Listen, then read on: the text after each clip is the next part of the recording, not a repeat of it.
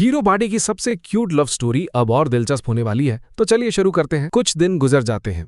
यूकी काफी उदास है क्योंकि उसने एक हफ्ते से सीलिया को नहीं देखा है। उसका किसी काम में भी मन नहीं लग रहा। शीक उसके पास आता है और गार्डन में हैप्पीनेस के साथ खेलने की जिद करने लगता है। शीक, अभी मेरा मूड नहीं है, हम फिर कभी चलेंगे। अभी मुझे बस तब तक सोना है जब तक मैं उससे मिल ना लूं।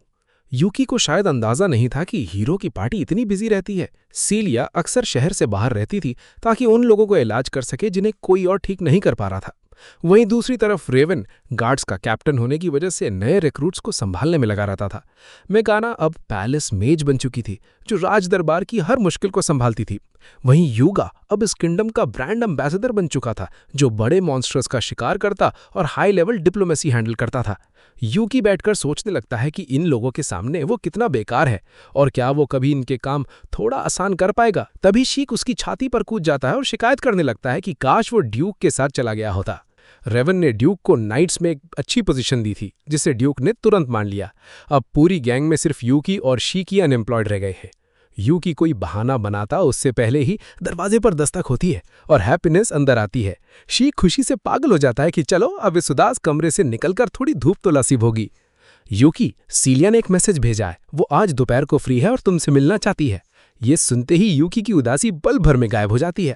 वो झट से खड़ा हो जाता है, ये सोचते हुए कि आज वो फाइनली वो नेकलेस सीलिया को दे देगा। शीक तुरंत हैप्पीनेस के साथ मैंशन की तरफ दौड़ पड़ता है और यूकी भी बाहर निकल जाता है थोड़ी धूप सेकने और वक्त बिताने। वो सड़कों पर घूमता हुआ सोच रहा था कि दोपहर तक क्या किया जाए। तभी एक बूढ़ी औरत उसे रोकती है और कहती है कि उसे अपना भविष्य दिखा लेना चाहिए, क्योंकि उसका नसीब आज काफी खराब है और उसका दिन बहुत बुरा बीतने वाला है। लेकिन यूकी का मूड आज इतना अच्छा था कि उसे किसी बात का डर नहीं था। वो उस बूढ़ी औरत की बातों को अनसुना कर देता है और कहता है, आज मैं अपने सपनों की रानी से मिलने वाला हूं, तो कुछ बुरा हो ही नहीं सकता। वो रास्ते में एक बेकरी से सीलिया के लिए कुछ कपकेक्स खरीदने का सोचता है, लेकिन शॉप पर पहुंचकर वो हैरान रह जाता है जब वो एक मस्कुलर जिम ब्रो को किंक एप्रन पहनकर कपकेक्स बेचते हुए देखता है। यहाँ जजद की रहती थी, वो कहाँ गई? वो मेरी बहन है, आज वो बिजी है तो मैं संभाल रहा हूँ। यूकी उसे कपकेक्स पैक करने को कहता है, लेकिन उस रौबदार बंदे ने बैग इतनी जोर से यूकी की छाती पर मारा कि यूकी को लगा उसकी पसली टूट गई होगी। रास्ते में जब उसने बैग खोला तो देखा कि आधे कपकेक्स उस जिम रो की एक्स्ट्रा एनर्जी की वजह से पिचक चुके थे। यूकी ने खाकर देखा तो टेस्ट कमाल था, लेकिन वो बस उस स्वीट लड़की के वापस आने की दुआ करने लगा। चलते चलते वो इतना खो गया कि एक बहुत बड़े आदमी से टकरा गया। वो आदमी गुस्से में मुड़ा, लेकिन फिर उसे जाने दिया। यूकी अब संभल कर चलने लगा, लेकिन तभी उसका पैर एक कुत्ते की पॉटी पर पड़ते पड़ते बचा। उसे एहसास होने लगा कि शायद वो बूढ़ी औरत सही कह रही थी। वो ध्यान से चल ही रहा था कि एक छोटा बच्चा उससे टकरा कर गिर गया। यूकी ने उसे चोट लगने से तो बचा लिया, लेकिन बच्चे का मीट स्क्यूअर नीचे गिर गया और वो रोने लगा। यूकी ने उसे चुप कराया और नया स्क्यूअर दिलवा दिया। बच्चा तो खुश होकर चला गया, लेकिन तभी एक आदमी यूकी से टकराया और उसका वॉलेट मार लिया। अरे, मेरा वॉलेट! यूकी तुरंत उस चोर के पीछे भागा। चोर की रफ्तार यूकी के सामने कुछ भी नहीं थी और यूकी ने एक जबरदस्त ड्रॉप किक उसके सिर के पीछे मारी। चोर दीवार से टकराया और वहीं ढेर हो गया। यूकी ने अपना वॉलेट उठाया ही था कि पीछे से एक आवाज आई, इस शहर में दिन दहाड़े ऐसी लूटपाट बर्दाश्त नहीं की जाएगी। वो पर्स नीचे फेंको और सरेंडर करो। यूकी ने पलट कर देखा तो सामने हीरो यूगा अपनी तलवार निकाले खड़ा था। यूकी ने समझाने की कोशिश की कि वो खुद विक्टिम है, लेकिन यूगा का दिमाग थोड़ा मोटा था। उसने एक न सुनी और तलवार चलानी शुरू कर दिया। पहले तो यूकी हमलों से बचता रहा, लेकिन इसी दौरान यूगा ने उसके वॉलेट पर तलवार मार दी और सारे पैसे जमीन पर बिखर गए। यूकी ने सोचा कि पैसों का मुंह छोड़कर भागना ही बेहतर है, लेकिन तभी रॉयल गार्ड्स ने उसका रास्ता रोक लिया। उसे तुरंत पकड़कर एक अंधेरी और गंदी जेल में डाल दिया गया। आज का दिन सच में मनहूस है। तभी उसे एक जानी पहचानी आवाज सुनाई देती है। ड्यूक उसकी जेल के पास आता है। यूके, तुमने आग ऐसा क्या कर दिया जो यहाँ पहुंच गए? क्या सीलिया ने मिलने से मना कर दिया तो तुमने किसी मासूम को पीट दिया? मैंने कुछ नहीं किया यार, लेकिन तुम्हारे इस इडियट हीरो ने मुझ पर पूरी ब्रूटैलिटी दिखा दी और लॉयर तक नहीं करने दिया। ड्यूक उसे तसल्ली देता है कि रेवन ने केस अपने हाथ में ले लिया है और वो सब वेरीफाई कर रहा है।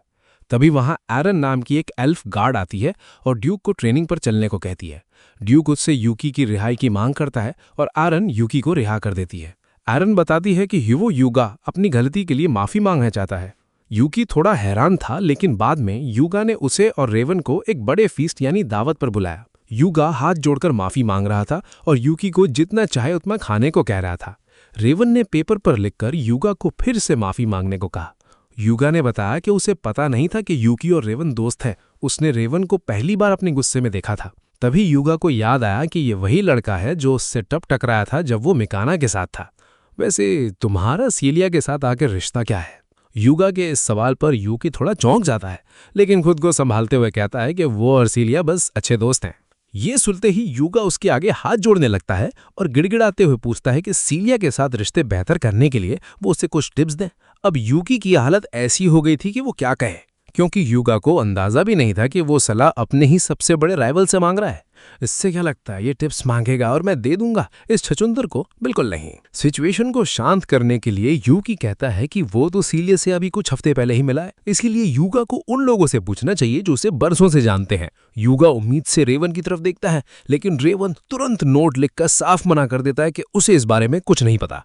युगा पूरी तरह टूट जाता है और कहता है कि वो मिकाना से ये भी नहीं पूछ सकता क्योंकि वो सीलिया से नफरत करती है। ये बात सुनकर यूकी और रेवन दोनों के कान खड़े हो जाते हैं, क्योंकि अभी थोड़ी देर पहले ही उनकी मिकाना से बात हुई थी।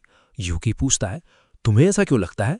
तब युगा बताता है कि एक डीमन जनरल के खिलाफ जंग के दौरान उस डीमन ने शर्त रखी थी कि सीलिया को वहीं छोड़ना होगा, और मिकाना तुरंत इस बात पर राजी हो गई थी। नहीं, ऐसा नहीं हुआ था।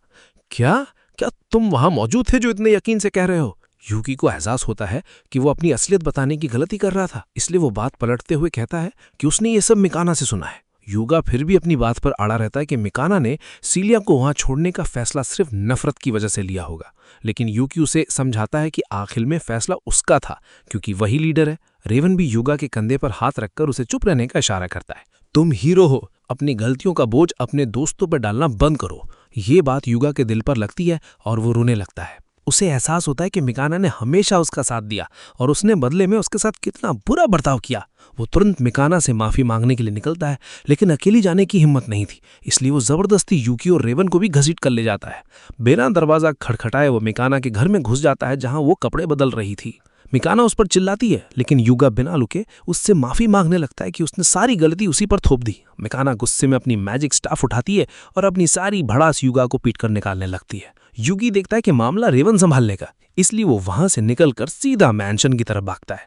रास्ते में उसे वही जिम ब्रो सैम फिर मिलता है, लेकिन इस बार उसकी बहन भी साथ थी। वो युगी को एक नया पैक कप केक्स का देती है ताकि पिछली बार की कसर पूरी हो सके। युगी शुक्रिया अदा कर आगे बढ़ता है कि तभी सूट बूट पहने कुछ लोग उसे घेर लेते हैं। यूकी को लगा शायद फिर कोई नई मुसीबत आ गई, लेकिन पता चलता है कि वो बच्चा जिसे यूकी ने रास्ते में बचा था एक बड़े अमीर खानदान से था। शुक्राने के तौर पर वो लोग यूकी को मीट स्क्वेयर्स का एक ढेर दे देते हैं।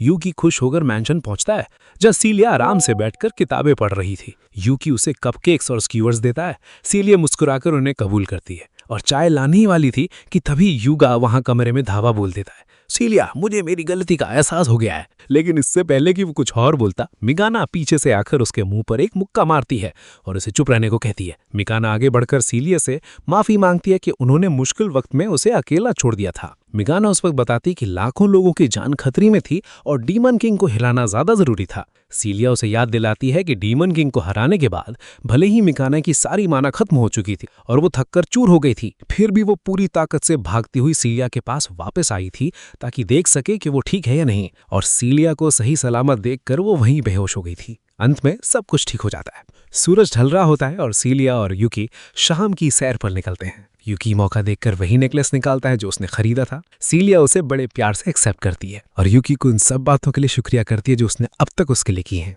तो दोस्तों, आज की कहानी यहीं खत्म होती है। फिर मिलेंगे अगली रोमांचक कहानी में।